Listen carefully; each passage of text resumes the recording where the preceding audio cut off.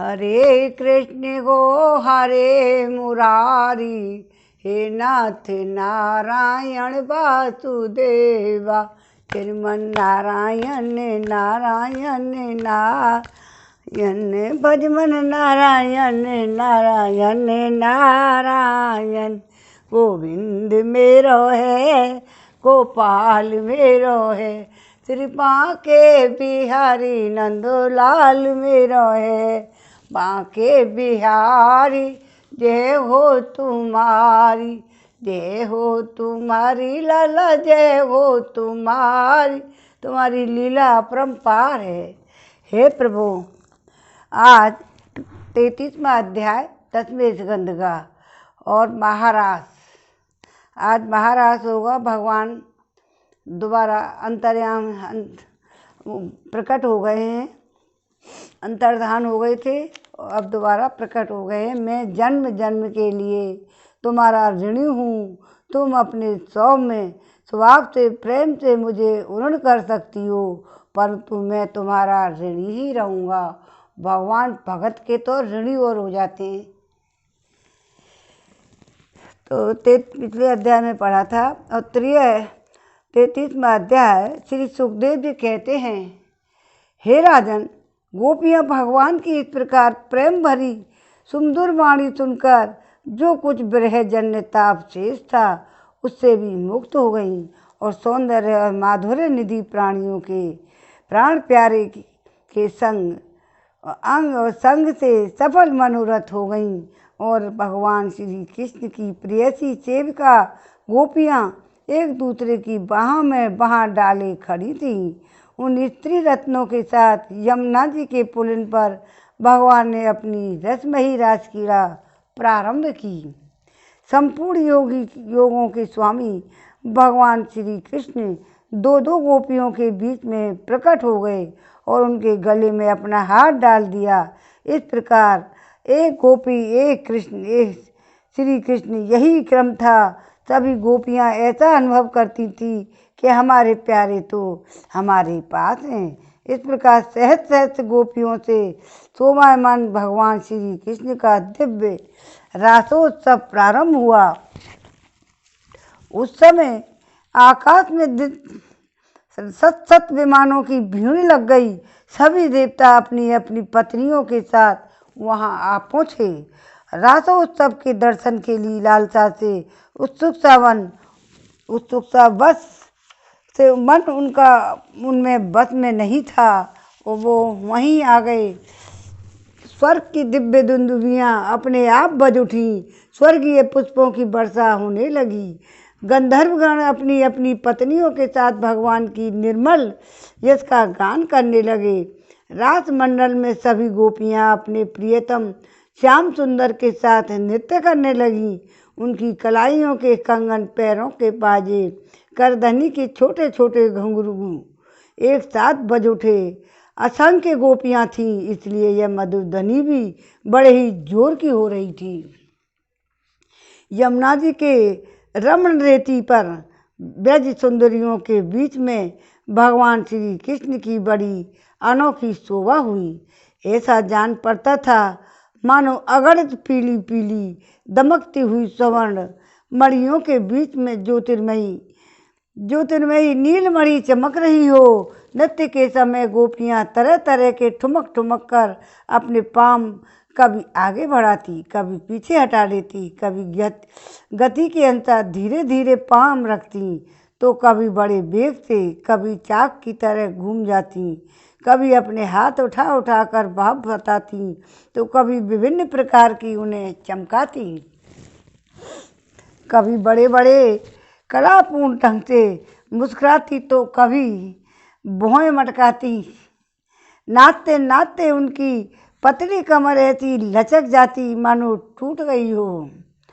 झुकने, बैठने, उठने, चलने की फुर्ती से उनके स्तन हिल रहे थे तब वस्त्र उड़ रहे थे। कानों के कुंडल हिल हिल कर कपोलों पर आ जाते थे। नाचने के परिश्रम से उनके मुंह पर पसीने की बूंदें झलकने लगी थी। केसों की चोटियाँ कुछ ढीली पड़ गई थी। नीवी की गांठें खुली जा रही थी। इस प्रकार नटवर नादर नागर नंद किशोर नंदलाल की परम प्रिय थी गोपियाँ, उनके साथ गा गा कर नाचे नटवर नागर नंदा बजो रे मन रे। तो परीक्षित उस समय ऐसा जान पड़ता था मानो बहुत से श्री कृष्ण तो सामले सामले मेघ मंडल हैं, उनके बीच बीच में चमकती हुई गोरी गोपियाँ बिजली है उनके शोभा असीम थी। गोपियों का जीवन भगवान की रति है, प्रेम है वे श्री कृष्ण से सटकर नाचते नाचते जैसे स्वर से स्वर मधुर गान गा रही थी। श्री कृष्ण का संपर्क पा पाकर वे आनंद मग्न हो रही थी। भगवान का उनको आलिंगन और सानिध्य मिल गया तो वो आनंद तो उनको आएगा ही, और वो प्रेम भक्त थी। उनके राग रागनियों से पूर्ण गानों से यह सारा जगत अब भी गूंज रहा है। कोई गोपी भगवान के साथ उनके स्वर में स्वर मिलाकर गा रही थी। वह श्री कृष्ण के स्वर की अपेक्षा और भी ऊंचे स्वर से राग अलापने लगी। उसके विलक्षण और उत्तम स्तर स्वर को सुनकर वे बहुत ही प्रसन्न हुए और वाह वाह करके उसकी प्रशंसा करने लगे। उसी राग को एक दूसरी सखी ने द्रुपद में गाया, उसका भी भगवान ने बहुत सम्मान किया। एक गोपी नृत्य करते करते थक गई, उसकी कलाइयों से कंगन चोटियों से बेला के फूल खिसकने लगे। तब उसने अपने बगल में ही खड़े मुरली मनोहर श्याम सुंदर के कंधे को अपनी बाह से कसकर पकड़ लिया। भगवान श्री कृष्ण ने अपना एक हाथ दूसरी गोपी के कंधे पर रखा था। वह स्वभाव से ही तो कमल के समान सुगंध से युक्त था ही, उस पर बड़ा सुगंधित चंदन का लेप भी था।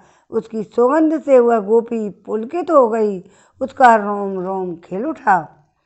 उसने झट से उसे चूम लिया। एक गोपी नृत्य कर रही थी, नाचने के कारण उसके कुंडल हिल रहे थे, उनकी छटा से उसके कपोल और भी चमक रहे थे। उसने अपने कपोलों को भगवान श्री कृष्ण के कपोलों से सटा दिया।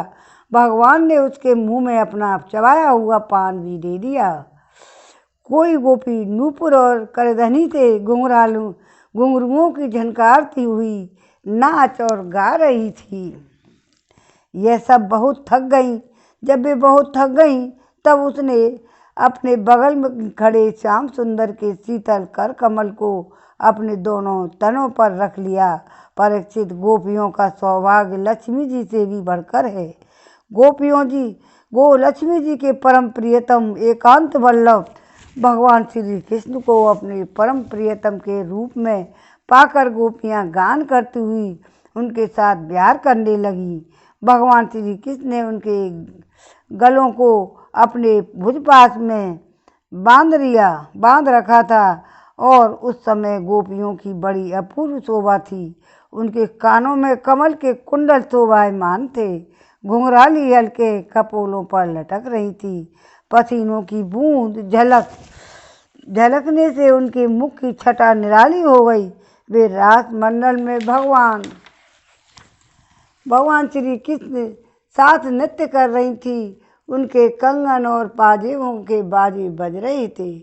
भौरे उनके ताल में ताल अपना सुर मिलाकर गा रहे थे। उनके जूड़ों तथा चोटियों में गुथे हुए फूल गिरते जा रहे थे।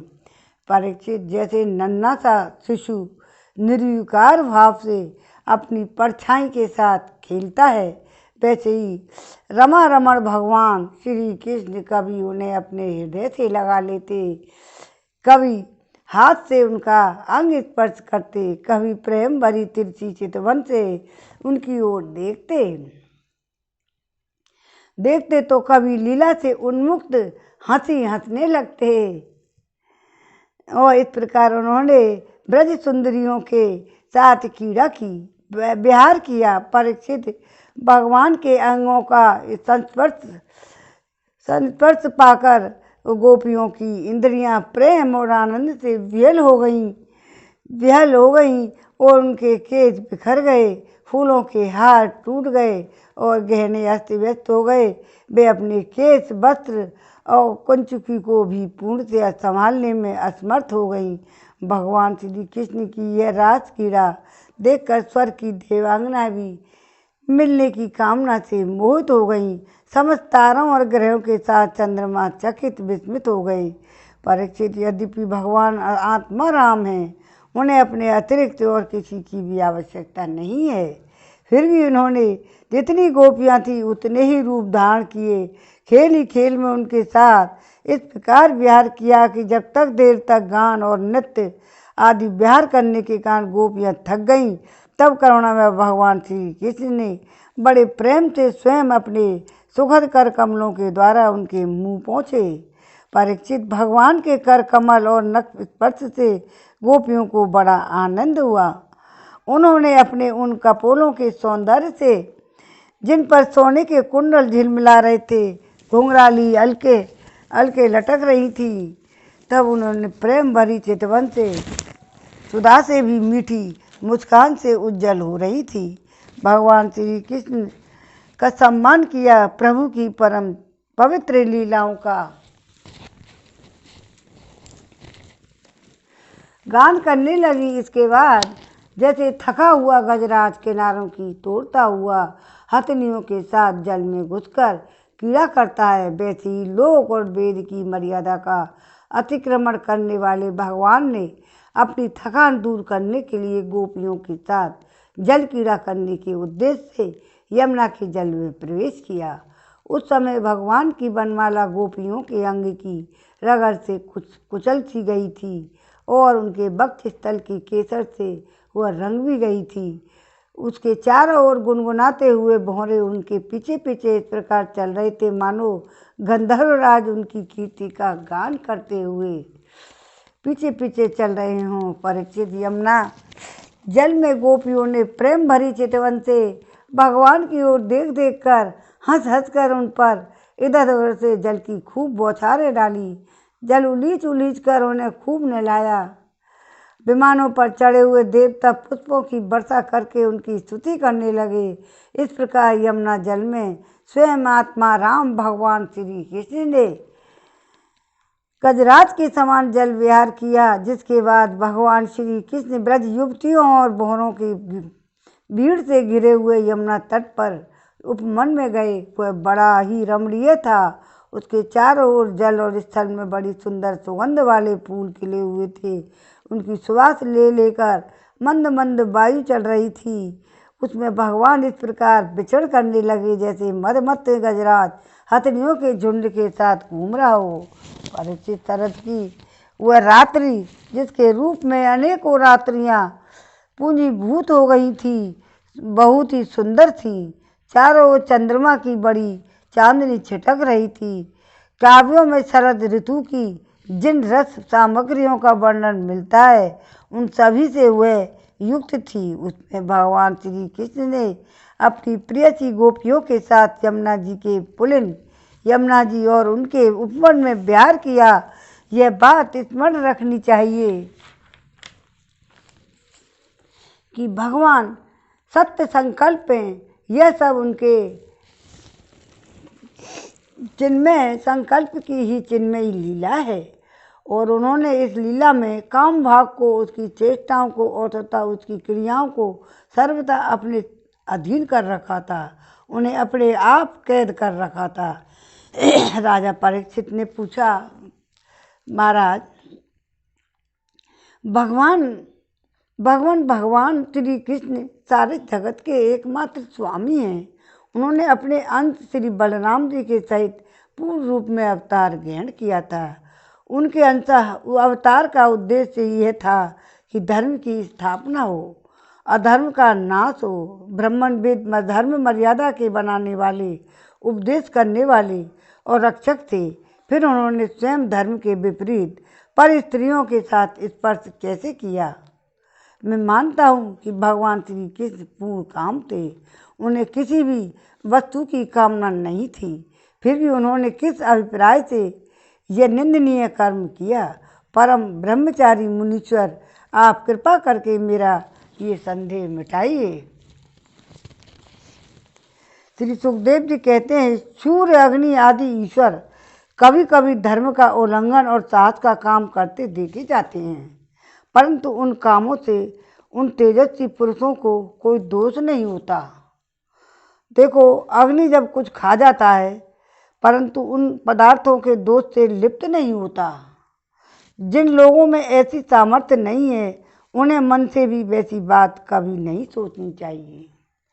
शरीर से करना तो दूर रहा, यदि मूर्खतावश कोई ऐसा काम कर बैठे तो उसका नाश हो जाता है। भगवान शंकर ने हलाहल विष पी लिया, दूसरा कोई पिए तो वह जलकर भस्म हो जाएगा। इसलिए इस प्रकार के जो शंकर आदि ईश्वर हैं, अपने अधिकार के अनुसार उनके वचन को ही सत्य मानना और उसी के अनुसार आचरण करना चाहिए। उनके आचरण का अनुकरण तो कहीं कहीं ही किया जाता है। इसलिए बुद्धिमान पुरुष को चाहिए कि उनका जो आचरण उनके उपदेश के अनुकूल ही हो, उसी को जीवन में उतारे। पर इससे जब सामर्थ्यवान पुरुष अहंकारहीन है और शुभ कर्म करने में उनका कोई सांसारिक स्वार्थ नहीं है, तो अशुभ कर्म करने में अनर्थ नुकसान नहीं होता। वे स्वार्थ और अनर्थ से ऊपर उठे होते हैं। जब उन्हीं के संबंध में ऐसी बात है तब तो पशु पक्षी मनुष्य देवता समस्त चराचर जीवों के एकमात्र प्रभु सर्वेश्वर भगवान हैं। उनके साथ मानवीय शुभ और अशुभ का संबंध कैसे जोड़ा जा सकता है? जिनके चरण कमलों की रज का सेवन करके भक्तजन तृप्त हो जाते हैं, उनके साथ योग प्राप्त करके उनके प्रभाव से योगी जन अपने सारे कर्म बंधन काट डालते हैं और विचारशील ज्ञानी जन उनके तत्व का विचार करके तत्स्वरूप हो जाते हैं तथा समस्त कर्म बंधनों से मुक्त होकर स्वच्छंद विचरते हैं। वे ही भगवान अपने भक्तों की इच्छा से अपना चिन्मय श्री विग्रह प्रकट करते हैं, तब भला उनमें कर्म बंधन की कल्पना ही कैसे की जा सकती है। गोपियों के, उनके पतियों के और संपूर्ण शरीरधारियों के अंतःकरणों में जो आत्मा स्वरूप थे विराजमान हैं, जो सबके साक्षी और परम पति हैं, वही तो अपना दिव्य चिन्मय श्री विग्रह प्रकट करके ये लीला कर रहे हैं। भगवान जीवों पर कृपा करने के लिए ही अपने को मनुष्य रूप धारण करते हैं, प्रकट करते हैं, ऐसी लीलाएं करते जिन्हें सुनकर जीव भगवत प्राण हो जाए। ब्रजवासी गोपों ने भगवान श्री कृष्ण में तनिक भी दोष बुद्धि नहीं की। वे उनकी योग माया से मोहित होकर ऐसा समझ रहे थे कि हमारी पत्नियां हमारे पास ही हैं। ब्रह्मा की रात्रि के बराबर वह रात्रि बीत गई, ब्रह्म मुहूर्त आया। यद्यपि गोपियों की इच्छा अपने घर लौटने की नहीं थी, फिर भी भगवान श्री कृष्ण की आज्ञा से वे अपने अपने घर चली गईं, क्योंकि वे अपनी प्रत्येक चेष्टा से, प्रत्येक संकल्प से केवल भगवान को ही प्रसन्न करना चाहती थी। परीक्षित, जो धीर पुरुष ब्रज युवतियों के साथ भगवान श्री कृष्ण के इस चिन्मय रास विलास का श्रद्धा के साथ बार बार श्रवण और वर्णन करता है, उन्हें भगवान के चरणों में परा भक्ति की प्राप्ति होती है और वह बहुत ही शीघ्र अपने हृदय के रोग और काम विकार से छुटकारा पा जाता है। उसका काम भाव सर्वदा के लिए नष्ट हो जाता है। और अध्याय में विराम हो गया है और अब इसमें वो तो विराम हो गया है, लेकिन आपको संक्षेप इनके डिटेल में अलग अलग व्याख्यान अलग से सुनाया जाएगा। अब हम पढ़ते हैं, सुनो। श्रीमद् भागवत में रास लीला के 5 अध्याय, उसके 5 प्राण माने गए हैं। क्या है कि श्रीमद् भागवत में ये रास लीला के 5 अध्याय, उसके 5 प्राण माने जाते हैं। भगवान श्री कृष्ण की परम अंतरंग लीला निजस्व स्वरूप भूता गोपिकाओं और हल्दानी शक्ति और राधा जी के साथ होने वाली भगवान की दिव्याति दिव्य क्रीड़ा इन अध्यायों में कही गई है। रास शब्द का मूल रस है। रास स्वयं भगवान श्री कृष्ण ही हैं।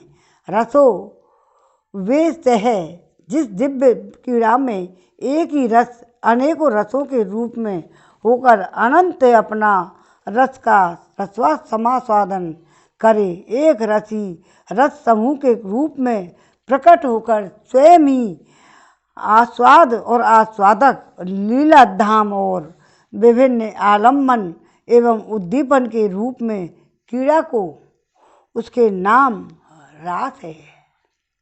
भगवान की यह दिव्य लीला भगवान के दिव्य धाम में दिव्य रूप से निरंतर हुआ करती है, उसका नाम रास है। भगवान की यह दिव्य लीला भगवान के दिव्य धाम में दिव्य रूप निरंतर हुआ करती है। ये भगवान की विशेष कृपा से प्रेमी साधकों के हितार्थ कभी कभी अपनी दिव्य धाम के साथ ही भूमंडल पर भी अवतीर्ण हुआ करती है, जिसको देख सुन और गाकर तथा स्मरण चिंतन करके अधिकारी पुरुष रस स्वरूप भगवान की इस परम रसमयी लीला का आनंद ले सके और स्वयं भी भगवान के लीला में सम्मिलित होकर अपने को कृतकृत्य कर सके। इस पंचध्यायी में बंसी ध्वनि, गोपियों के अविचार, श्री कृष्ण के साथ उनकी बातचीत, रमण राधा जी के साथ अंतर्धान होना और पुनः प्राकट्य गोपियों के द्वारा दिए हुए बसनासन पर विराजना और गोपियों के कूट प्रश्न का उत्तर, रास नृत्य क्रीड़ा, जल केली और वन विहार का वर्णन है, जो मानवीय भाषा में होने पर भी वस्तुतः परम दिव्य है। श्रीमन नारायण नारायण नारायण, भजमन नारायण नारायण नारायण, गोविंद मेरो है, अरे गोपाल मेरो है, श्री बांके बिहारी नंदलाल मेरो, बांके बिहारी जय हो तुम्हारी, जय हो तुम्हारी लाला, जय हो तुम्हारी। समय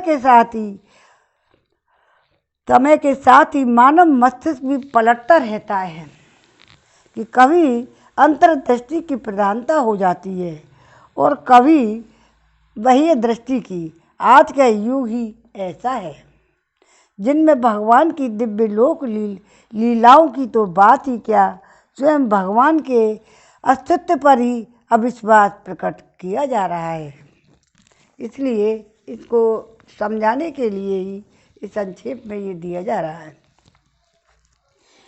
तो ऐसी स्थिति में दिव्य लीला का रहस्य न समझकर लोग तरह तरह की आशंका प्रकट करें, इसमें कोई आश्चर्य की बात नहीं है। ये लीला अंतर्दृष्टि से और मुख्यतः भगवत कृपा से ही समझ में आती है। जिन भगवान और भक्त वत्सत्व प्राप्त की कृपा से प्राप्त होता है और महात्मा ने इसका अनुभव किया है, वे धन्य हैं। उनकी चरण धूलि से प्रताप से ही त्रिलोकी धन्य हैं। उन्हीं की उक्तियों का आश्रय लेकर यहाँ रास लीला के संबंध में यत्किंचित लिखने की दृष्टता की जाती है। यह बात पहले ही समझ लेनी चाहिए कि भगवान का शरीर जीव शरीर की भांति जड़ नहीं होता। जड़ की सत्ता केवल जीव की दृष्टि में होता है, भगवान की दृष्टियों में नहीं। यह देह है और देही है, इस प्रकार का भेदभाव केवल प्रकृति के राज में होता है। अप्राकृत लोक में जहाँ की प्रकृति भी चिन्मय है, सब कुछ चिन्मय ही होता है, वहाँ अचित की प्रतीति केवल सिद्धिलास तथा भगवान की लीला की सिद्धि के लिए होती है। इसलिए स्थूलता में या यूँ कहिए जड़ राज्य में रहने वाला मस्तिष्क जब भगवान की अपराकृत और लीलाओं के संबंध में विचार करने लगता है, तो वह अपनी पूर्व वासनाओं के अनुसार जड़ राज्य की धारणाओं और कल्पनाओं और क्रिया का आरोप उस दिव्य राज्य के विषय में भी करता है। इसलिए दिव्य लीला की रहस्य को समझने में असमर्थ हो जाता है। यह रास वस्तुतः परम उज्जवल और रस का एक दिव्य प्रकाश है और यह जड़ जगत की बात तो दूर रही, ज्ञान स्वरूप ज्ञान रूप या विज्ञान रूप जगत में भी यह प्रकट नहीं होता। अधिक क्या, साक्षात चिन्मय तत्व में भी इस परम दिव्य उज्जवल और लेसा भास नहीं देखा जाता। इस परम रस की स्फूर्ति तो परम भगवान भाव में ही श्री कृष्ण प्रेम स्वरूपा गोप जनों के मधुर हृदय में ही होती है। इस रास लीला के यथार्थ स्वरूप और परम माधुर्य का आस्वाद उन्हीं को मिलता है, जो दूसरे लोग तो इनकी कल्पना भी नहीं कर सकते। भगवान के समान ही गोपियाँ भी परम रसमयी हो गईं और सच्चिदानंदमयी हो गईं। साधना की दृष्टि से भी उन्होंने न केवल यह शरीर का ही त्याग कर दिया है, बल्कि सूक्ष्म शरीर से प्राप्त होने वाले स्वर्ग और कैवल्य से अनुभव में होने वाले मोक्ष और तो क्या जड़ता की दृष्टता से ही त्याग कर दिया है। उनकी दृष्टि में केवल चिदानंद स्वरूप भगवान श्री कृष्ण हैं। उनके हृदय में श्री कृष्ण को तृप्त करने वाला प्रेमामृत है। उनकी यह अलौकिक स्थिति में स्थूल शरीर श्री कृष्ण है। उनके हृदय में श्री कृष्ण तृप्त करने वाला प्रेमामृत है। उनकी इस अलौकिक स्थिति में स्थूल शरीर, इसकी स्मृति और उसके संबंध से होने वाले अंग संग की कल्पना किसी भी प्रकार नहीं की जा सकती। ऐसी कल्पना तो केवल देहात बुद्धि से जकड़े हुए जीवों की ही होती है। जिन्होंने गोपियों को पहचाना है, उन्होंने गोपियों की चरण धूलि का स्पर्श प्राप्त करके अपने को कृतकृत्य मान लिया है। चाहे यह ब्रह्मा, शंकर, उद्धव, अर्जुन ने गोपियों की उपासना करके भगवान के चरणों में वैसे प्रेम का वरदान प्राप्त किया है, प्राप्त करने की अभिलाषा की है। जब गोपियों के दिव्य भाव को साधारण स्त्री पुरुष के भाव जैसा मानना गोपियों के प्रति, भगवान के प्रति वास्तव में सत्य के अति प्रति महान अन्याय और अपराध है। इस अपराध से बचने के लिए भगवान की दिव्य लीलाओं पर विचार करते समय अपराकृत दिव्यता का स्मरण रखना परम आवश्यक है। भगवान का चिदानंद मन शरीर दिव्य है। यह अजन्मा और अविनाशी है, पादान रहित है और वह नित्य सनातन शुद्ध भगवत स्वरूप है। यह इस प्रकार गोपियाँ दिव्य जगत की भगवान को स्वरूपभूता अंतरंग शक्तियाँ हैं और दोषों को संबंध में भी दिव्य ही हैं। यह उच्चतम भाव राज्य की लीला स्थूल शरीर और स्थूल मन से परे है। आवरण भंग के अनंतर अर्थात चीरहरण करके जब भगवान स्वीकृति देते हैं, तब इसमें प्रवेश होता है, प्राकृत देह का निर्माण होता है। स्थूल, सूक्ष्म और कारण, इन तीनों देहों को संयोग से जब तक कारण शरीर रहता है, तब तक इस प्राकृत देह से जीव को छुटकारा नहीं मिलता। कारण शरीर कहते हैं पूर्वकृत कर्मों के उन संस्कारों को जो देह निर्माण में कारण होते हैं। इस कारण शरीर के आधार पर जीव को बार बार जन्म मृत्यु के अचम चक्कर में पड़ना होता है और यह चक्र जीवन की मुक्ति न होने तक अथवा कारण सर्वथा अभाव न होने तक चलता ही रहता है। इस कर्म बंधन के कारण 5 भौतिक स्थूल शरीर मिलता है, स्थूल शरीर मिलता है जो रक्त, मांस, अस्थि आदि से भरा हुआ चमड़े से ढका होता है। प्रकृति के राज में जितने शरीर होते हैं, सभी वस्तुतः योनि और बिंदु के संयोग से ही बनते हैं। फिर चाहे कोई काम जनित निकृष्ट मैथुन से उत्पन्न हो या उद्वीरता महापुरुष के संकल्प से या बिंदु के अधोगामी होने पर कर्तव्य रूप से श्रेष्ठ मैथुन से ही अथवा बिना ही मैथुन के नाभि और हृदय और कंठ और कर्ण और नेत्र और सिर मस्तक आदि के स्पर्श से बिना ही स्पर्श के केवल दृष्टि मात्र से ही अथवा बिना देखे केवल संकल्प से ही उत्पन्न हो, ये मैथुनी अमैथुनी अथवा कभी कभी स्त्री या पुरुष शरीर के बिना भी उत्पन्न होने वाले सभी शरीर हैं, योनि और बिंदु के संयोग जनित हैं। ये सभी प्राकृत शरीर हैं। इस प्रकार योगियों के द्वारा निर्माण काय यद्यपि अपेक्षाकृत शुद्ध है, परंतु वे भी हैं प्राकृति ही। पितर या देवों के दिव्य कहलाने वाले शरीर भी प्राकृति हैं। अपराकृत शरीर इन सब से विलक्षण है, जो महाप्रलय में भी नष्ट नहीं होते और भगदेव साक्षात भगवत स्वरूप ही है। देव शरीर प्राय रक्त मांस मेद अस्थि वाले नहीं होते, अप्राकृत शरीर भी नहीं होते। फिर भगवान श्री कृष्ण का भगवान स्वरूप शरीर तो रक्त मांस अस्थि में होता है ही कैसे?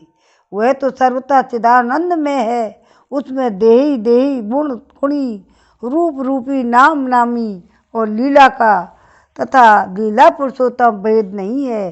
श्री कृष्ण के तो अनेक रूप हो गए। एक अंग पूर्ण श्री कृष्ण है। श्री कृष्ण का मुखमंडल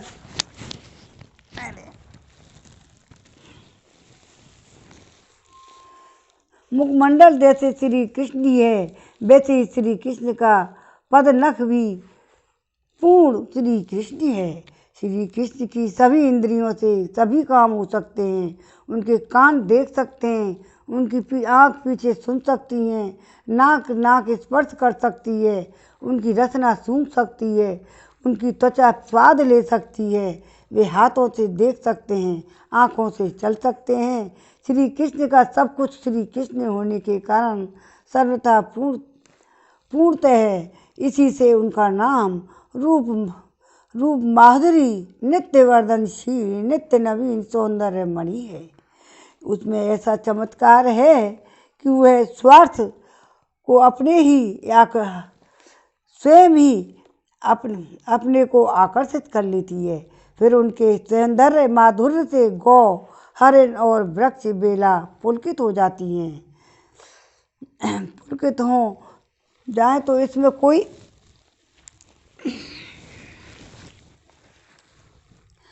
तो वृक्ष बेल पुलकित हो जाएं तो इसमें किसी को क्या कहना। तो भगवान के ऐसे स्वरूप भूत शरीर से गंदा मैथुन कर्म संभव नहीं है। मनुष्य जो कुछ खाता है उसमें क्रमशः रस रक्त मांस मेद गज्जा अस्थि बनकर अंत में शुक्र बनता है। इसी शुक्र के आधार पर शरीर रहता है और मैथुनी क्रिया से इस शुक्र का क्षरण हुआ करता है। भगवान का शरीर न तो कर्मजन्य है और न मैथुनी सृष्टि का है और न ही देवी है। वह तो इनमें सबसे परे सर्वथा विशुद्ध भगवत स्वरूप हैं। इसमें रक्त मांस आदि अस्थि आदि नहीं है, अतएव इसमें शुक्र भी नहीं है। इसलिए उसमें आप प्राकृत 5 भौतिक शरीर वाले स्त्री पुरुषों के रमण और मैथुन की कल्पना भी नहीं की जा सकती।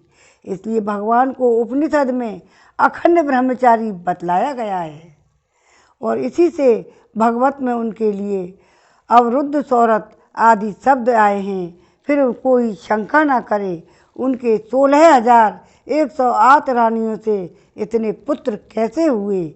तो इसका सीधा उत्तर यही है कि यह सारी भागवते सृष्टि थी, भगवान के संकल्प से हुई थी। भगवान के शरीर में जो रक्त मांस दिखलाई पड़ते हैं वह तो भगवान की योग माया का चमत्कार है। इस विवेचन से ही यही सिद्ध होता है कि गोपियों के साथ भगवान श्री कृष्ण का जो रमण हुआ वो सर्वथा दिव्य और भगवत राज्य की लीला है, लौकिक काम कीड़ा नहीं।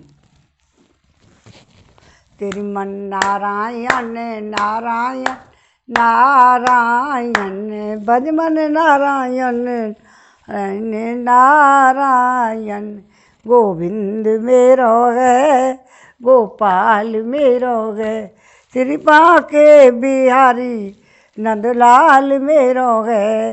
बांके बिहारी जय हो तुम्हारी, जय हो तुम्हारी लाला, जय हो तुम्हारी। इन गोपियों की साधना तो पूर्ण हो चुकी।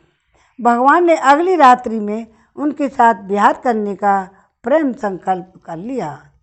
इसी के साथ उन गोपियों को भी जो नित्य सिद्धा है, जो लोक दृष्टि में विवाहिता भी हैं, उन्हीं रात्रि में उन्हें लीला, दिव्य लीला में सम्मिलित करना है। वे अगली रात्रियां कौन सी हैं, यह बात भगवान की दृष्टि के सामने है।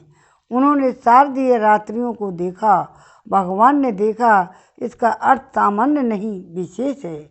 इस सृष्टि के प्रारंभ में सा एषत एकोहम बहुश्याम, भगवान के ईश्वरीय जगत की, इसका अर्थ देखा, भगवान ईश्वरीय जगत की उत्पत्ति होती है। वैसे ही रास के प्रारंभ में भगवान ने प्रेम वीणा से शरतकालीन की दिव्य रात्रियों को सृष्टि होती है। मल्लिका, पुष्प, चंद्रिका आदि समस्त उद्दीपन सामग्री भगवान के द्वारा विकसित है, अर्थात लौकिक नहीं है, अलौकिक है, अप्राकृत है। गोपियों ने अपना मन श्री कृष्ण के मन में मिला दिया और उनके पास स्वयं मन न था। अब प्रेम दान करने वाले श्री कृष्ण के विहार के लिए नवीन मन की, दिव्य मन की सृष्टि की थी। योगेश्वर ने भगवान श्री कृष्ण की यही योग माया है, जो रासलीला के लिए दिव्य स्थल और दिव्य सामग्री एवं दिव्य मन का निर्माण किया करती है। इतना होने पर भगवान की बांसुरी जब बजती है, भगवान की बांसुरी जड़ को चेतन को, वेतन को चेतन को, जड़ चल की अचल और अचल की चल और विक्षिप्त की समाधि स्थित कर देती है और समाधि स्थित को विक्षिप्त बनाती रहती है। भगवान का प्रेम दान प्राप्त करके गोपियाँ निसंकल्प निश्चिंत होकर और समाधि को विक्षिप्त बनाती रहती हैं और घर में काम में लगी हुई थी। जब वो निश्चिंत होकर के अपने घर के काम में लगी हुई थी तो कोई गुरुजनों की सेवा शुश्रूषा धर्म के काम में लगी हुई थी, और कोई गौ दोहन आदि घर के काम अर्थ के काम में लगी हुई थी, कोई साज श्रृंगार करके आदि काम के सामग्री साधन से व्यस्त हुई थी, कोई पूजा पाठ आदि मोक्ष साधनों में लगी हुई थी। तब लगी हुई थी अपने अपने काम में, परंतु वास्तव में वे उनमें से एक भी पदार्थ चाहती न थी। यही उनकी विशेषता थी। इसका प्रत्यक्ष प्रमाण यह है कि बंसी ध्वनि सुनते ही कर्म का पूर्णता पर उनका ध्यान नहीं गया। काम पूरा करके चलें ऐसा उन्होंने नहीं सोचा। वे चल पड़ी उस साधक सन्यासी के समान जिसका हृदय वैराग्य की प्रदीप्त ज्वाला से परिपूर्ण है। किसी ने किसी से पूछा नहीं, सलाह नहीं की, अस्त व्यस्त गति से जैसे थी वैसे ही श्री कृष्ण के पास पहुंच गई। वैराग्य की पूर्णता और प्रेम की पूर्णता एक ही बात थी। तो उन्होंने गोपियाँ जब ब्रज और श्री कृष्ण के बीच में मूर्तिमान वैराग्य हैं और मूर्तिमान प्रेम, क्या इसका निर्णय कोई कर सकता है? साधना के दो भेद हैं, मर्यादापूर्ण वेद साधना और मर्यादापूर्ण वेद साधना और मर्यादा रहित और प्रेम साधना। दोनों के ही अपने अपने स्वतंत्र नियम होते हैं। वैध साधना में जैसे नियमों के बंधन का, सनातन पद्धति का, कर्तव्यों का और विविध पालनीय कर्मों का त्याग साधना से भ्रष्ट करने वाला और महान हानिकारक वैसे ही अवैध प्रेम साधना में उनका पालन का कलंक रूप होता है। यह बात नहीं है कि इन सब आत्मोन्नति के साधनों को वह अवैध प्रेम साधना का साधक जानबूझकर छोड़ देता है। यह बात है कि वह स्थिर ही है। ऐसा है जहाँ इनकी आवश्यकता नहीं है, वे वहाँ अपने आप ही वैसे ही छूट जाते हैं जैसे नदी के पार पहुँच जाने पर स्वाभाविक ही नौका की सवारी छूट जाती है। जमीन पर न तो नौका पर बैठकर चलने का प्रश्न उठता है, नहीं ऐसा चाहने और करने वाला बुद्धिमान ही माना जाता है। ने सब साधन वहीं तक रहते हैं जहाँ तक सारी वृत्तियाँ सहज स्वेच्छा से सदा सर्वदा एकमात्र भगवान की ओर दौड़ने नहीं लग जाती। इसलिए भगवान ने गीता में एक जगह तो अर्जुन से कहा है, हे अर्जुन, यद्यपि तीनों लोकों में मुझे कुछ भी करना नहीं है और न मुझे किसी वस्तु की प्राप्ति ही करना है जो मुझे न प्राप्त हो, तो भी मैं कर्म करता ही हूँ। यदि मैं सावधान होकर कर्म ना करूँ तो अर्जुन, ये मेरी देखा देखी लोग कर्मों को छोड़ बैठे हैं और मेरे कर्म ना करने से ये सारे लोग भ्रष्ट हो जाएं तथा मैं इन्हें वर्ण संकर बनाने वाला और सारी प्रजा का नाश करने वाला बनूं। इसलिए मेरे इस आदर्श के अनुसार अनासक्त ज्ञानी पुरुष को कभी लोक संग्रह के लिए वैसे ही कर्म करना चाहिए जैसे कर्म में आसक्त अज्ञानी लोग करते हैं। यहाँ भगवान आदर्श लोक संग्रहों की महापुरुष के रूप में बोलते हैं। लोकनायक बनकर सर्वसाधारण को शिक्षा जहाँ आंतरंग की बात कहते हैं वह स्पष्ट कहते हैं, सर्वधर्मान परित्यज्य मैं मांग की शरण ध्वज। आवाज आ रही है, देखो। सारे धर्मों का त्याग करके तू केवल एक मेरी शरण में आ जा। यह बात सबके लिए नहीं है। इसी से भगवान 18 और 64 में इसे सबसे बढ़कर छिपी हुई गुप्त बात कहकर इसके बाद ही श्लोक में कहते हैं, इदम ते नाथ पचकाय नामक्ताय कदाचल न चासु ध्रुवे वाच्यम नामा यो भ्याम सुयति। मतलब भैया अर्जुन, इस सर्वगुहितम बात को जो इंद्रिय विजयी तपस्वी ना हो, मेरा भक्त ना हो, सुनना ना चाहता हो और मुझ में दोष लगाता हो, उसे न कहना। गोपीजन साधना के इसी उच्च स्तर में परम आदर्श थी। इसी से उन्होंने देह गे पति पुत्र श्लोक लोक परलोक कर्तव्य धर्म सबको छोड़कर सबका उल्लंघन कर एकमात्र परम धर्म स्वरूप भगवान श्री कृष्ण के पाने के लिए ही उन्हें अविचार किया था। उनका यह पति पुत्रों का त्याग, यह सर्वधर्म का देह ही उनके स्तर के अनुरूप स्वधर्म है। इस सर्वधर्म त्याग रूप स्वधर्म का आचरण गोपियाँ जैसे उच्च स्तर के साधकों में ही संभव है, क्योंकि सब धर्मों का त्याग वही कर सकते हैं जो इसका यथाविधि पूरा पालन कर चुकने के बाद इसके परम फल अनन्य और अचिंत्य देव दुर्लभ भगवत प्रेम को प्राप्त कर चुके हैं। वे भी जानबूझकर त्याग नहीं करते। सूर्य का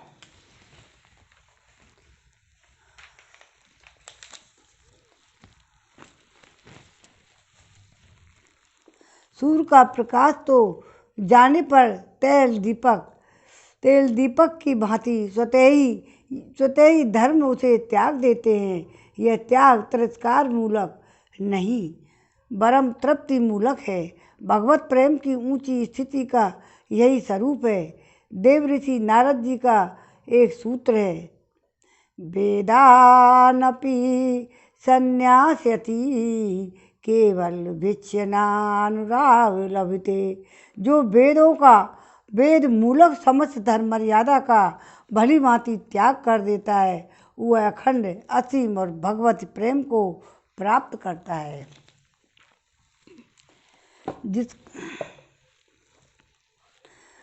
जिसका अपनी वंशध्वनि सुनाकर नाम ले लेकर बुलाएं, वह भला किसी दूसरे धर्म की और ताक में रखकर कब और कैसे रोक सकता है।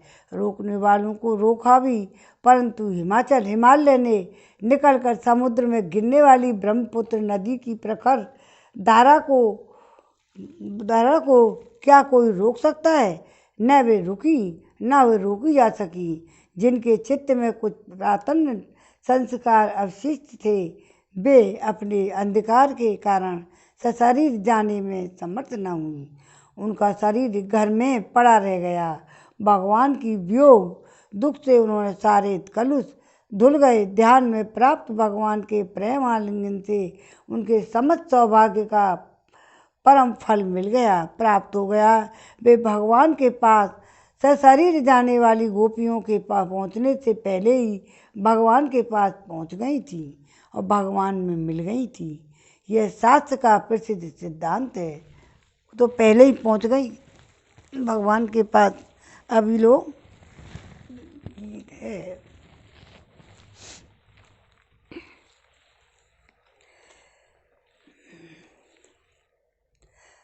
उनका शरीर घर में पड़ा रह गया। भगवान के वियोग के कारण दुख से उनके सारे कलुष धुल गए। ध्यान में प्राप्त भगवान के प्रेमालिंगन से उनके समस्त सौभाग्य का परम फल मिल गया, प्राप्त हो गया।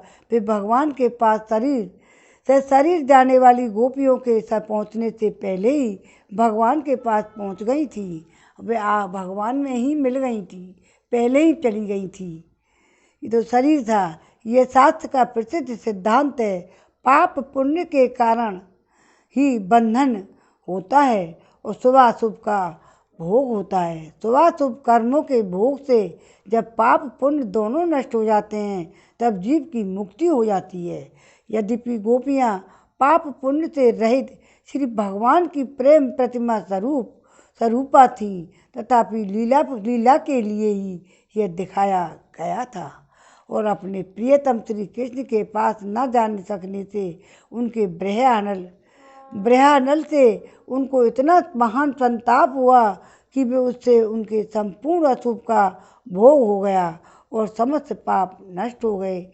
और प्रियतम भगवान के ध्यान से जब इतना आनंद हुआ कि उन्होंने उनके सारे पुण्यों का फल मिल गया। इस प्रकार पाप पुण्यों का पूर्ण रूप से अभाव होने से भी उनकी मुक्ति हो गई। जैसे चाहे किसी भी भाव से हो, काम से हो, क्रोध से हो, लोभ से हो, जो भगवान के मंगल में श्री विग्रह का चिंतन करता है, उसके भाव की अपेक्षा न करके वस्तु शक्ति से ही उसका कल्याण हो जाता है। यह भगवान की श्री विग्रह की विशेषता है। भाव के द्वारा एक प्रस्तर मूर्ति ही भी परम कल्याण की दान कर सकती है। बिना भाव के कल्याण दान भगवत दिग्ग्रह का सहज दान है। भगवान हैं बड़े लीला में, जहाँ वे अखिल विश्व के विधाता ब्रह्म शिव आदि के भी वंदनीय निखिल जीवों के प्रत्यगात्मा हैं। वहीं वे लीला नटवर गोपियों के इशारे पर नाचने वाले भी हैं। उन्हीं की इच्छा से, उन्हीं के प्रेम आह्वान से, उन्हीं के बंसी निमंत्रण से प्रेरित होकर गोपियाँ उनके पास आईं, परंतु उन्होंने ऐसी भावभंगी प्रकट की, ऐसी स्वांग बनाया मानो उन्होंने गोपियों को आने का कुछ पता ही न हो। शायद गोपियों के मुँह से वे उसके हृदय की बात, प्रेम को बात सुनना चाहती हूँ। संभव है कि विप्र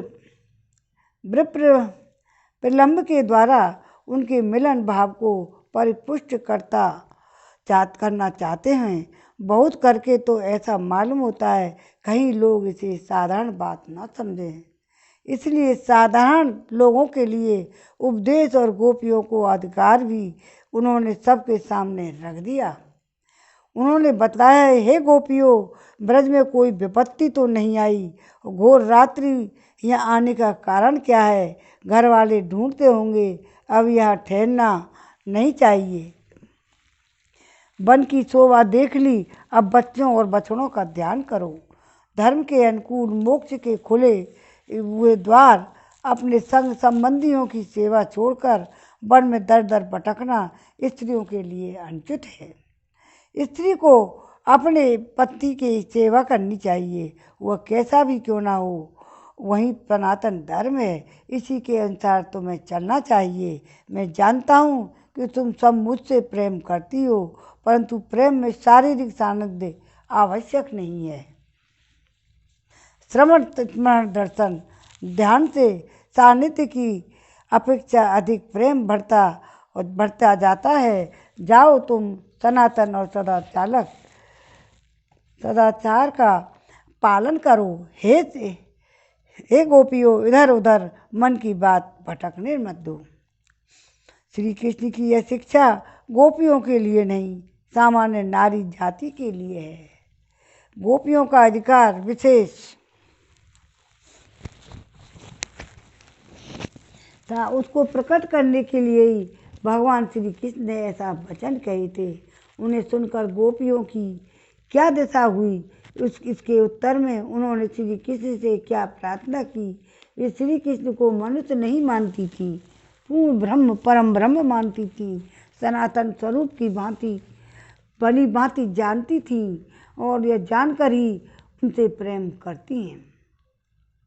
इस बात का कितना सुंदर अनुपम ज्ञान और इस बात का इतना सुंदर परिचय दिया कि यह सब विषय मूल में ही पाठ करने योग्य है। सचमुच जिनके हृदय में भगवान की परम तत्व का वैसा ही अनुपम ज्ञान और भगवान के प्रति वैसा ही महान अनन्य अनुराग है, वह सच्चाई के साथ जिनकी वाणी में वैसे ही उद्गार हैं, वे ही विशेष अधिकारवान हैं। गोपियों की प्रार्थना से यह बात स्पष्ट होता है कि वे श्री कृष्ण अंतर्यामी योगेश्वर परमात्मा के रूप में पहचानती थी। जैसे दूसरे लोग गुरु सखा एवं माता पिता के रूप में श्री कृष्ण की उपासना करते हैं, वैसे ही वे पति के रूप में श्री कृष्ण को प्रेम करती थी, जो कि शास्त्रों में मधुर भाव के उज्जवल परम और रस के नाम से कहा जा गया है कि प्रेम की सभी भाव पूर्ण होते हैं और साधकों के स्वामी सखा आदि के रूप में भगवान मिलते हैं। तब गोपियों ने क्या अपराध किया था कि उनका यह उच्चतम भाव, जिसमें शांत और दास्य सख्य और वात्सल्य सब के सब अंतर्भूत हैं, सबसे उन्नत और सबका अंतिम रूप है, न पूर्ण हो। भगवान ने उनका भाव पूर्ण किया और अपने को असंख्य रूपों में प्रकट करके गोपियों के साथ क्रीड़ा की। उनकी क्रीड़ा का स्वरूप बतलाते हैं हुए कहा गया, रे मेरा मैं सो ब्रज सुंदरी ब्यास भार्वक स्वर प्रीति बिंब विभव ब्रह्म। जैसे नन्हा सा शिशु दर्पण अथवा जल में पड़े हुए अपने प्रतिबिंब को देखता है, प्रतिबिंब के साथ खेलता है, वैसे ही रमेश भगवान ब्रज सुंदरियों ने रमण किया, अर्थात सच्चिदानंद भगवान सर्वंतर्यामी प्रेम रस स्वरूप और लीला रस समय परमात्मा भगवान श्री कृष्ण ने अपनी हृदयानी शक्ति रूपा पूर्ण ब्रह्म सनातन स्वरूप रस स्वरूप रस राज रसिक शेखर रस परम ब्रह्म अखिल अमृत विग्रह भगवान श्री कृष्ण की इस चिदानंद रसमयी दिव्य क्रीड़ा का नाम ही रास है। इसका नाम महारास पड़ा। इसमें न कोई जड़ शरीर था, न प्राकृत, न अंग संग था और न इसके संबंध की प्राकृत और स्थूल कल्पना ही थी। यह था चिदानंद में भगवान का दिव्य विहार, जो दिव्य लीला धाम में सर्वदा होते रहने पर भी कभी कभी प्रकट होता है कि वियोग ही संयोग का पोषक है। मान और मद ही भगवान की लीला में बाधक हैं। भगवान की दिव्य लीलाएं मान और मद भी जो दिव्य हैं इसलिए होते हैं, उनमें लीला में रस की और पुष्टि हो। भगवान की लेस मात्र भी मद अवशेष है, नाम मात्र का नाम मात्र विमान का संस्कार शेष है और भगवान के सन्मुख रहने के अधिकारी नहीं और अथवा प्राणी के तिल मात्र।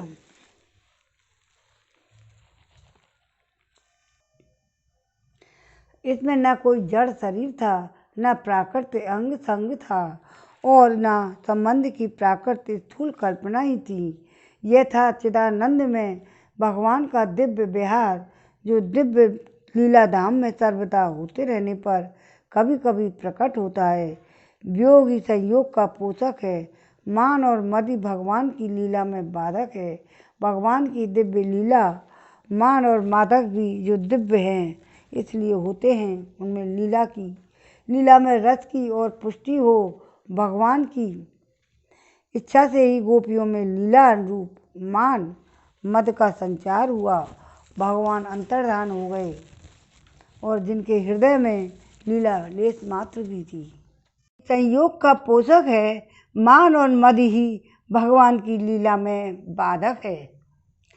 भगवान की दिव्य लीला में मान और मद भी जो कि दिव्य हैं इसलिए होते हैं कि उनमें उनसे लीला में रस की और भी पुष्टि हो जाती है। भगवान की इच्छा से ही गोपियों में लीला पुरुष मान और मद का संचार हुआ। थोड़ा सा पढ़ लिया था और दोबारा बताया है। और भगवान अंतर्धान हो गए और जिनके हृदय में लेस मात्र भी मद अवशेष है, नाम मात्र भी मान का संस्कार शेष है, वे ही भगवान के सम्मुख रहने के अधिकारी नहीं हैं और अथवा वे भगवान का पास रहने पर भी दर्शन नहीं कर सकते। परंतु गोपियाँ थीं, उनसे जगत के किसी प्राणी की तिल मात्र भी तुलना नहीं है। भगवान के वियोग में गोपियों की क्या दशा हुई, इस बात को रास लीला के प्रत्येक पाठक जानता है। गोपियों के शरीर मन प्राण जो भी कुछ थी वे सब श्री कृष्ण में एक तान हो गए और उनके प्रेमोन्माद में वह गीत जो उनके प्राणों का प्रत्यक्ष प्रतीक है आज भी भावुक भक्तों को भावमग्न करके भगवान ने लीला लोक में पहुंचा देता है। एक बार सरस हृदय से हृदयहीन होकर नहीं, पाठ करने मात्र से ही वह गोपियों की महत्ता संपूर्ण हृदय में भर देता है। गोपियों के इस महाप्रभाव और महाभाव उस अलौकिक प्रेमोन्माद को देखकर श्री कृष्ण भी अंतर्हित न रह सके। भगवान ने बोला था कि मैं तुम्हारा ऋणी रहूँगा। पहले तो अंतर्धान हो गए कि इनके प्रेम प्यास को देख करके कि मैं तुम्हारे इसको अपनी ज़िंदगी में तो चुका नहीं सकता। फिर वो एक बार जाने के बाद भगवान वहाँ से लौट के कब आए, वृंदावन बाद में फिर नहीं आए लौट के कभी। उनके सामने साक्षात मथमनाथ रूप से प्रकट हुए और उन्होंने मुक्त कंठ से स्वीकार किया कि हे गोपियों, मैं तुम्हारे प्रेम भाव का चिर ऋणी हूँ। और अलग अलग संतों के अलग अलग मत हैं। कोई कहता है कि भगवान ने ऐसा किया तो क्या संदेश क्या जाएगा, लेकिन भगवान ने वैसे अपने भाव से माया रूप में किया था। यदि मैं अनंत काल तक तुम्हारी सेवा भी करता रहूं तो भी तुमसे उन्नत नहीं हो सकता। मेरे अंतर्धान होने का प्रयोजन तुम्हारे चित्त को दुखाना नहीं था, बल्कि तुम्हारे प्रेम को और भी उज्जवल एवं समृद्ध करना था। इसके बाद रास क्रीड़ा प्रारंभ हुई। जिन्होंने आध्यात्म शास्त्र का स्वाध्याय किया है वे ही जानते हैं कि योग सिद्धि प्राप्त साधारण योगी भी काय व्यू के द्वारा एक साथ अनेक शरीरों का निर्माण कर सकते हैं।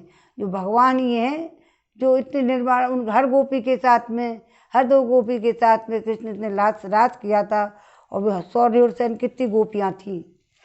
अनेक स्थानों पर उपस्थित रहकर पृथक पृथक कार्य कर सकते हैं। इंद्राणी देवगण एक ही समय अनेक स्थानों पर उपस्थित होकर अनेक यज्ञ में युगपत आहुति स्वीकार कर सकते हैं।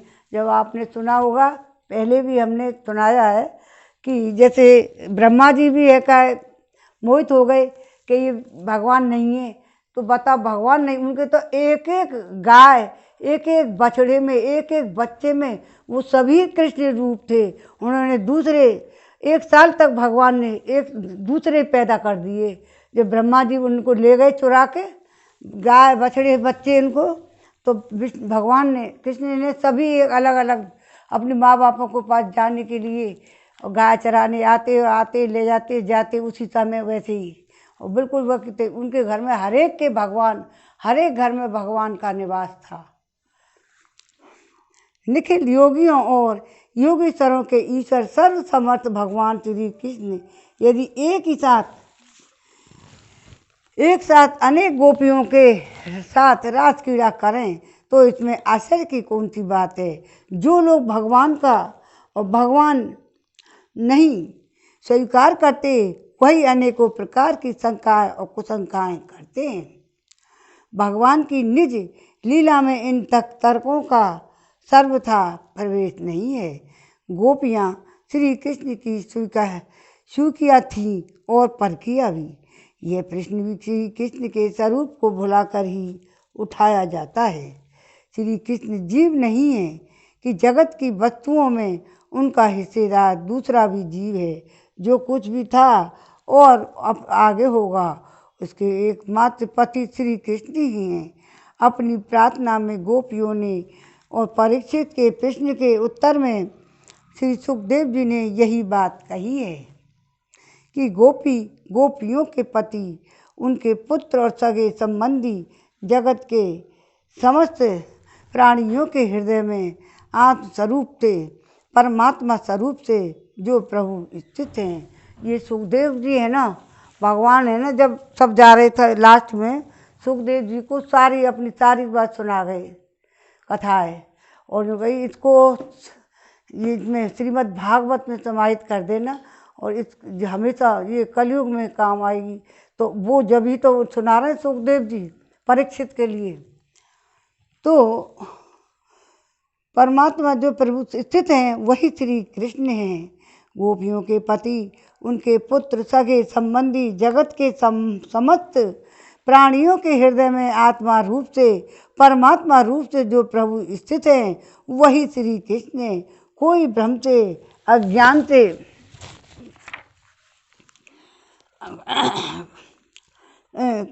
कोई उन्हें स्वीकार करते हैं और कोई इसमें भ्रम से, कोई अज्ञान से भले ही श्री कृष्ण को पराया समझें। वे किसी के पराये नहीं हैं, सबके अपने हैं, सब उनके हैं। श्री कृष्ण की दृष्टि में जो कि वास्तविक दृष्टि है, कोई परकिया है या नहीं, सब स्वीकिया हैं, सब केवल अपना ही लीला विलास हैं, सभी स्वभूता अंतरंगा शक्ति हैं। गोपियाँ इस बात को जानती थीं कि स्थान स्थान पर उन्हें ऐसा कहा है। ऐसी स्थिति में जार भाव औपपत्ति का कोई लौकिक अर्थ नहीं रह जाता। जहाँ काम नहीं है और संग नहीं है वहाँ औपपत्ति है, और जार भाव भी कल्पना से कैसे हो सकती है। गोपियाँ परकिया नहीं थी, स्वीकिया थी, परंतु उनमें परकिया भाव था, और परकिया होने में और परकिया भाव होने में आकाश पाताल का अंतर है। परकिया भाव में 3 बातें बड़े महत्व की होती हैं: अपने प्रियतम का निरंतर चिंतन और मिलन की उत्कट उत्कंठा, और दृष्टि का सर्वथा अभाव। स्वीकिया भाव में निरंतर एक साथ रहने के कारण वे तीनों ही बातें गौण हो जाती हैं, परंतु परकिया भाव में ये तीनों भाव बने ही रहते हैं। कुछ गोपियाँ जार भाव से श्री कृष्ण को चाहती थी। इसका इतना ही अर्थ है कि वे श्री कृष्ण का निरंतर चिंतन करती थी, मिलने के लिए उत्कंठित रहती थी, और श्री कृष्ण के प्रत्येक व्यवहार की प्रेम की आंखों से ही देखती थी। चौथा भाव विशेष महत्व का और है, वह यह कि स्वीकिया अपने घर का, अपना और अपने पुत्र एवं कन्याओं का लालन पालन, रक्षणावेक्षण पति से चाहती हैं। वह समझती हैं कि इनकी देखरेख करना पति का कर्तव्य है, क्योंकि ये सब उसी के आश्रित हैं और वह पति से ऐसी आशा भी रखती हैं कि कितनी ही पति परायण क्यों ना हो, स्वीकिया में वह सकाम भाव छिपा रहता ही है, परंतु परकिया में अपने प्रियतम से कुछ नहीं चाहती और कुछ भी आशा नहीं रखती। वह तो केवल अपने को देखकर ही उसे सुखी करना चाहती हैं। श्री गोपियों में यह भाव भली भांति प्रस्फुटित था और इसी विशेषता के कारण संस्कृत साहित्य के कई ग्रंथों में निरंतर चिंतन के उदाहरण स्वरूप परकिया भाव का वर्णन आता है। गोपियों के इस भाव के एक नहीं अनेक दृष्टांत हैं, श्रीमद् भागवत में मिलते हैं। इसलिए गोपियों पर परकियापन का आरोप उनके भाव को न तो समझने के कारण है, जिसके जीवन में साधारण धर्म की एक हल्की सी प्रकाश से रेखा आ जाती है, उसी का जीवन परम पवित्र और दूसरों के लिए आदर्श स्वरूप बन जाता है। फिर वे गोपियाँ जिनका जीवन साधना की चरम सीमा पर पहुँच चुका है, अथवा जो नित्य सिद्धा और भगवान की स्वरूप भूता हैं, या जिन्होंने कल्पों तक साधना करके श्री कृष्ण की कृपा से उनका सेवाधिकार प्राप्त कर लिया है, सदाचार का उल्लंघन कैसे कर सकती हैं और समस्त धर्म मर्यादाओं के संस्थापक श्री कृष्ण पर धर्म उल्लंघन का तो लांछन कैसे लगाया जा सकता है। श्री कृष्ण और गोपियों के संबंध में इस प्रकार की कुकल्पनाएं उनके दिव्य स्वरूप और दिव्य लीला के विषय में अनभिज्ञता ही प्रकट करते हैं।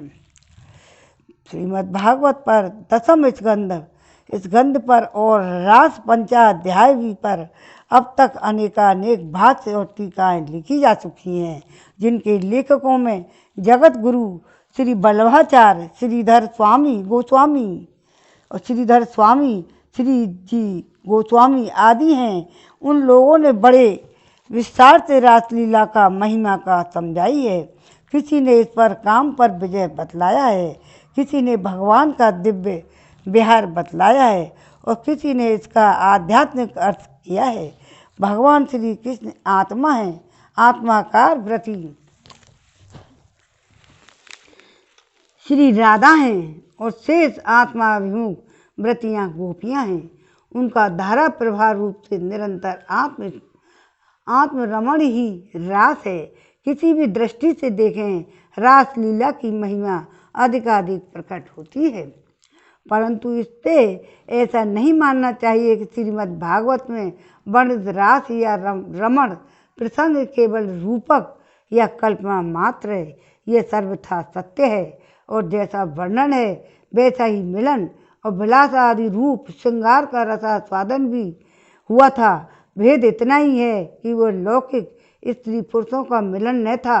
उनके नायक थे सच्चिदानंद विग्रह परातत्व पूर्णतम स्वाधीन और निरंकुश स्वेच्छाधारी बिहारी गोपीनाथ भगवान नंद नंदन नायिका थी। स्वयं हृदय हल्दिनी शक्ति और श्री राधा और उनकी काव्य रूपा उनकी घनीभूत मूर्तियाँ श्री गोपीजन। अतएव इनकी ये लीला अप्राकृत थी, सर्वथा मीठी मिश्री के अत्यंत कड़ुए इंद्रायण तंबू जैसे कोई आकृति बना ली जाए, जो देखने में ठीक तंबू जैसी ही तुम्बे जैसी ही मालूम हो, परंतु इससे असल में क्या यह मिश्री का तुम्बा कड़ुआ थोड़े ही हो जाता है। क्या तुम्बे के आकार के होने से ही मिश्री के स्वाभाविक गुण और मधुरता का अभाव हो जाता है? नहीं, वह किसी भी आकार में हो। जैसे मिश्री कितनी टुकड़ाएँ सब तरह की है ना, तो जब भी उसके अलग कैसा भी आकार हो जाए, सर्वत्र सर्वथा केवल मिश्री ही है। बल्कि इसमें लीला चमत्कार की बात जरूर है।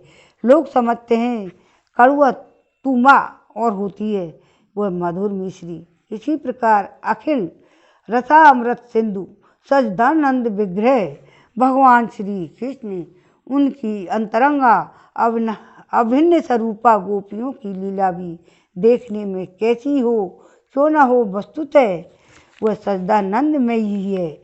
इसमें सांसारिक गंदे काम का कड़वा स्वाद है ही नहीं। हाँ, यह आशय है कि इस लीला की नकल किसी को नहीं करनी चाहिए, करना संभव भी नहीं है। माइक पदार्थों के द्वारा मायातीत भगवान का अनुकरण कैसे कर सकता है? कड़ुए तुम्हे के चाहे जैसी सुंदर मिठाई की आकृति दे दी जाए, लेकिन उसका कड़वापन कभी मिट नहीं सकता। इसलिए जिन मोहग्रस्त मनुष्यों के श्री कृष्ण की रास आदि अंतरंग लीलाओं का अनुकरण करके नायक नायिका का रसास्वादन करना चाहते हैं, उनको घोर पतन हुआ है और होगा। श्री कृष्ण की इन लीलाओं का अनुकरण तो केवल श्री कृष्ण ही कर सकते हैं। इसलिए सुखदेव जी ने रास पंचाध्याय के अंत में सबको सावधान करते हुए कह दिया कि भगवान के उपदेश तो सब मानने चाहिए, परंतु उनके सभी आचरण का अनुकरण नहीं करना चाहिए। जो लोग भगवान श्री कृष्ण को केवल मनुष्य मानते हैं और केवल मानवीय भाव और आदर्श की कसौटी पर उनके चरित्र को कसना चाहते हैं, पहले ही शास्त्र में विमुख हो जाते हैं। उनके चित्त में धर्म की कोई धारणा ही नहीं रहती। वे तो भगवान को भी अपनी बुद्धि के पीछे चलाना चाहते हैं। इसलिए साधकों के सामने उनकी युक्तियों का कोई महत्व ही नहीं रखता। जो शास्त्र के श्री कृष्ण और स्वयं भगवान हैं, इस वचन को नहीं मानता, वह उनकी लीलाओं को किस आधार पर सत्य मानकर उनकी आलोचना करता है, वह समझ में नहीं आता। जैसे मानव धर्म, देव धर्म, पशु धर्म पृथक पृथक होते हैं, वैसे ही भगवत धर्म भी पृथक होता है और भगवान के चरित्र का परीक्षण उसकी ही कसौटी पर होना चाहिए। भगवान का एकमात्र धर्म है प्रेम, प्रेम पर बसता, दया पर बसता और भक्तों की अभिलाषा की पूर्ति। यशोदा के हाथों से उकल से बंध जाने वाले श्री कृष्ण अपने निर्जन गोपियों के प्रेम के कारण उनके साथ नाचे, ये उनका सहज धर्म है।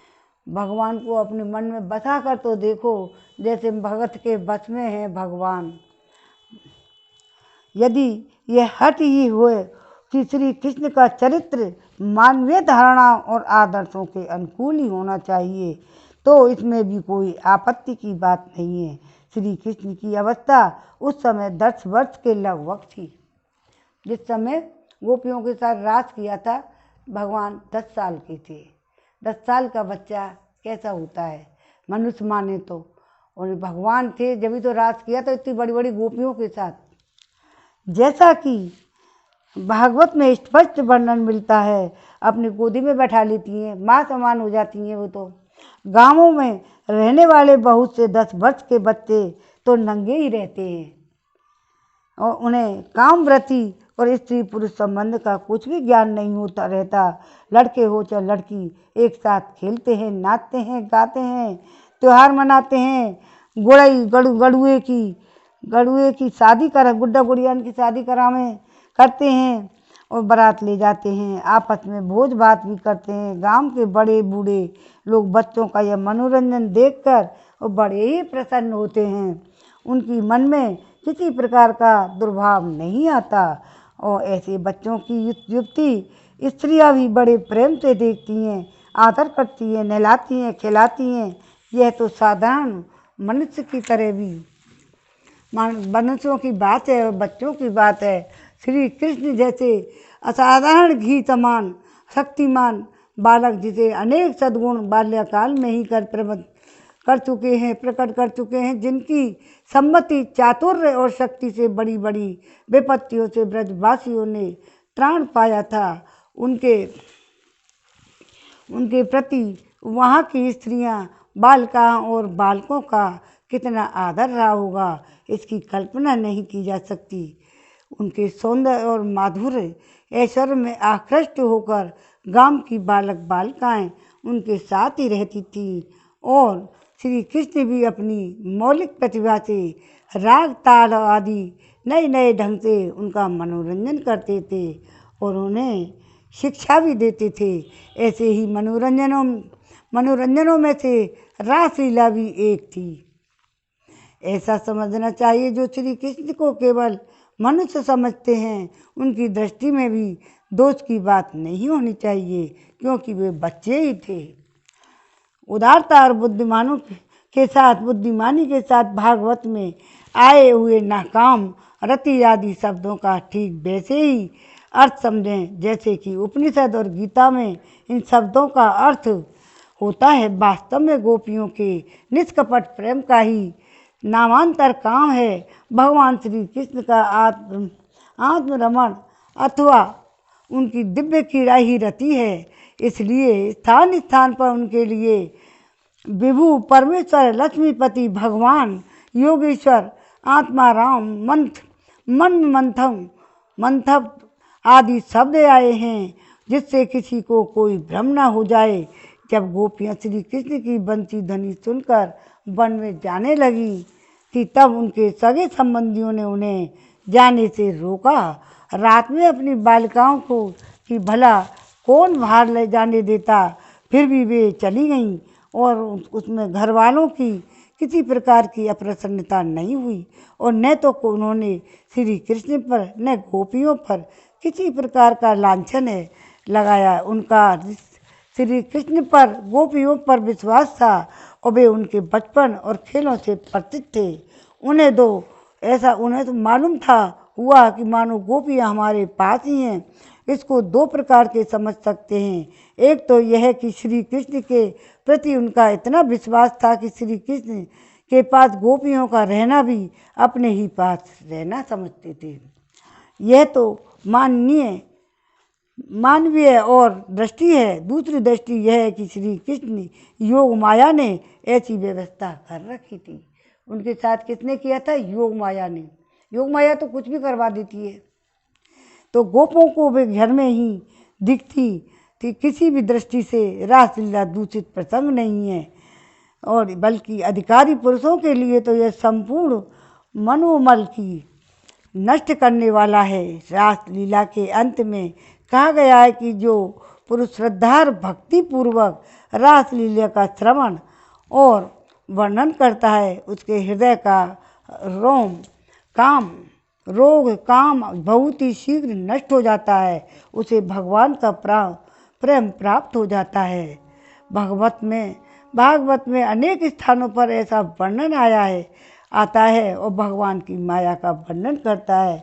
वह माया से पार हो जाता है। जो भगवान के काम जय का वर्णन करता है, वह काम पर विजय प्राप्त करता है। राजा परीक्षित ने अपने प्रश्नों में जो शंकाएं की हैं, उनका उत्तर प्रश्नों के अनुरूप ही अध्याय 29 के श्लोक 13 से 16 तक और अध्याय 33 के श्लोक में 30 और से 37 तक सुखदेव जी ने दिया है। इस उत्तर से वे शंकाएं तो हट गई हैं, परंतु भगवान की दिव्य लीला का रहस्य नहीं खुलने पाया। संभवतः उस रहस्य को गुप्त रखने के लिए ही 33वें अध्याय में रासलीला का प्रसंग समाप्त कर दिया। और ये हमने अब इसकी अलग अलग संतों की व्याख्यान है, वो हम तुमको सुना रहे हैं। ये लेसन तो पहले ही समाप्त हो गया था। अलग अलग ये इसलिए ज़्यादा बड़ा हो गया है, अब थोड़ा सा रह गया है। इसको कोई पढ़ना चाहे तो पढ़ें और नहीं पढ़ना चाहे तो नहीं पढ़ें। वस्तुतः इस लीला के गूढ़ रहस्य के प्राकृत जगत में व्याख्या की गई है। शंका होती है ना, इसलिए आया है प्रसंग, तो उनकी शंका मिट जाएगी। जो पढ़ेंगे ना, पूरी पढ़ेंगे, नहीं की जा सकती, क्योंकि यह इस जगत की कीड़ा ही नहीं है।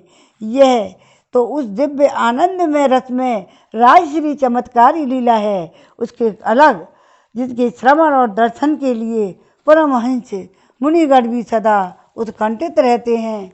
और कुछ लोग इस लीला प्रसंग को भगवत में क्षेपक मानते हैं। वे वास्तव में दुराग्रह करते हैं, क्योंकि प्राचीन से प्राचीन प्रतियों में भी यह प्रसंग मिलता है। और जरा विचार करके देखने से यह सर्वथा सुसंगत और निर्दोष प्रतीत होता है। भगवान श्री कृष्ण कृपा करके ऐसी विमल बुद्धि दें जिससे हम लोग इसका कुछ रहस्य समझने में समर्थ हों। भगवान के इस दिव्य लीला के वर्णन का यही प्रयोजन है।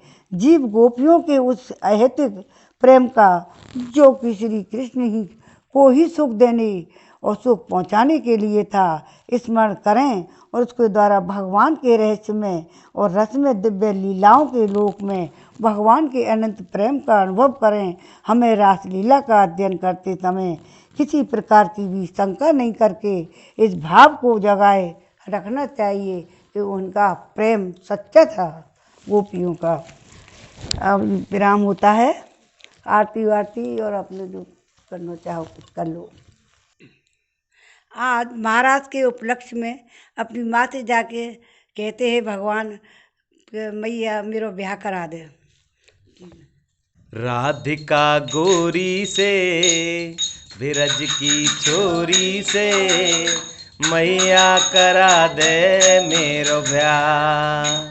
राधिका गोरी से बिरज की छोरी से मैया करा दे मेरो ब्याह। उम्र तेरी छोटी है, नजर तेरी खोटी है, कैसे करा दूं तेरा ब्याह। राधिका गोरी से बिरज की छोरी से मैया करा दे मेरो ब्याह। अब कन्हैया अपनी मैया को तरह तरह के लोभ दे रहे हैं। जो नहीं ब्याह कराए तेरी गैया ना ही चराऊं, जो नहीं ब्याह कराए तेरी गैया ना ही चराऊं। आज के बाद मेरी मैया तेरी दहली पर नहीं आऊं। आज के बाद मेरी मैया तेरी दहली पर नहीं आऊं। आएगा रे मजा अब जीत हार का। राधिका गोरी से बिरज की छोरी से मैया करा दे मेरो ब्याह। चंदन की चौकी पे मैया तुझको बैठाऊं। चंदन की चौकी पे मैया तुझको बैठाऊं।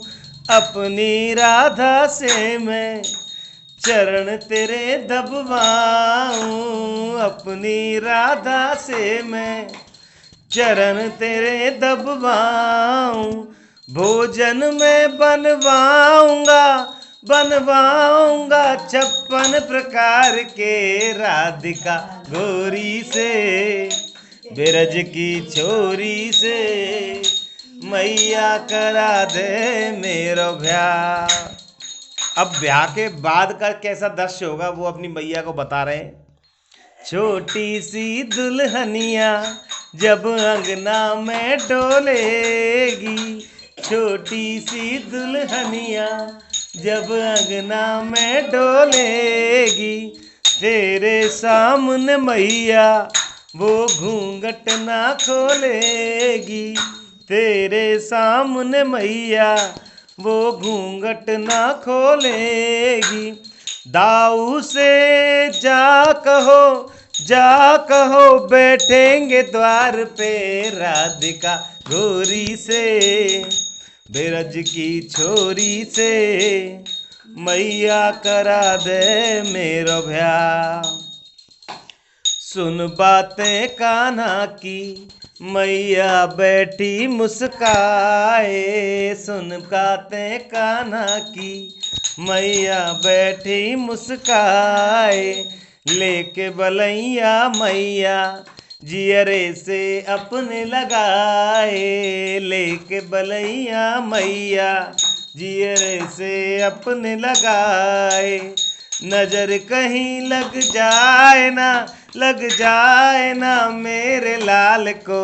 राधिका गोरी से बिरज की छोरी से मैया करा दे मेरो ब्याह। मैया कह रही है राधिका गोरी से बिरज की छोरी से कान्हा करा दूं तेरा ब्याह। बोल बाके बिहारी लाल की जय। अब हम गाएंगे श्री भागवत भगवान जी की आरती। श्री भागवत भगवान की है आरती, पापियों को पाप से है तारती। श्री भागवत भगवान की है आरती, पापियों को पाप से है तारती। अमर ग्रंथ ये मुख्य पंथ ये पंचम वेद निराला, नव ज्योति जगाने वाला। ये अमर ग्रंथ ये मुख्य पंथ ये पंचम वेद निराला, नव ज्योति जगाने वाला। श्री